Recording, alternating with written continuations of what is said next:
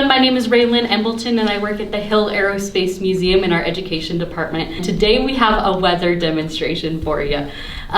Today, this demonstration has to do with a type of cloud. This type of cloud is called mammatus clouds. If you look them up, the picture kind of looks like popcorn. And we actually do get these clouds a lot in Utah in the spring and in the fall right over the mountains.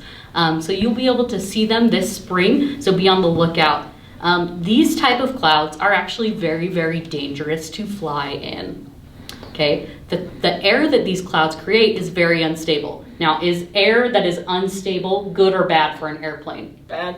You guys think it's bad? Yeah, right? Yeah. So there was an airplane, I think it was in Texas in the mid-1980s, that was flying through these type of clouds, mammatus clouds, and it got hit by a burst of air from these clouds, and it lost 3,000 feet of altitude in 1 second. So this plane is flying around, and then it gets hit by a burst of this air and basically falls out of the sky. So this type of air, like I said, is very, very dangerous. And so we're gonna try and help our friends right here understand why this air is so dangerous. So right here, I've got not a garbage can. It's called a Vortex Generator. And you can make these at home, and they don't have to be as big as this. I had a teacher that actually used a mug to make a Vortex Generator. We used a shower curtain right here and a bungee cord to keep the shower curtain in place. And then you just need a little round thing. There are better explanations and diagrams online of how to use them. And then more bungee cords in the middle to pull it back. So these type of clouds, again, the air is very unstable, and sometimes in science, you can't just have something explained to you, right? Because science is more hands-on. And sometimes you actually have to feel things before you understand them. So what I'm gonna do is I am gonna shoot my friends here with air from this Vortex Generator. And I'm gonna need them to tell us what shape they feel, okay? What shape you feel. I don't know, we'll see. I've gotten some pretty weird answers, like a dodecahedron, I think is my favorite. Now I'm gonna shoot my friends with this Vortex Generator. And again, tell us what shape you feel, okay?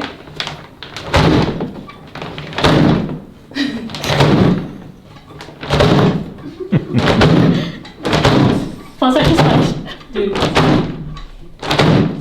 Okay, so what shape did you guys feel? I felt a circle. A circle? What about you guys? Like a circle. Like a circle, yeah? A square. A square? You just want to be different. No, I felt felt a square. Okay. Weird. Perfect. So what we are going to do now is we are going to make this air visible. Okay, we're going to put some fog in the Vortex Generator. And I want you to watch this circle and notice, make some observations. What is the circle doing? Because it's what the circle is doing that makes it so bad. Okay, so I'm gonna put some fog in.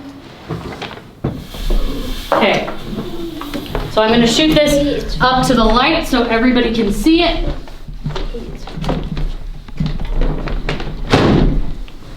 I'll try and go slow. Oh, it is a circle. Actually, no, it's a donut. A ring. It's a ring.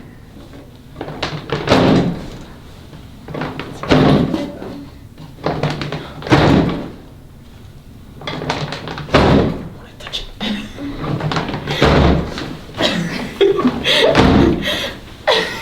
Don't touch it this time. There we go. Okay. So what did you guys notice? What did you observe about the ring? It tunnels. It tunnels? It'll go around an object, so the object has to go through it. It doesn't have a way to go around it. So this ring is actually spinning. Okay, and what the spinning does is that spinning actually pulls it forward. Okay, like if I had a fan up here, you guys would be able to feel the fan really well if the fan was close to you, right?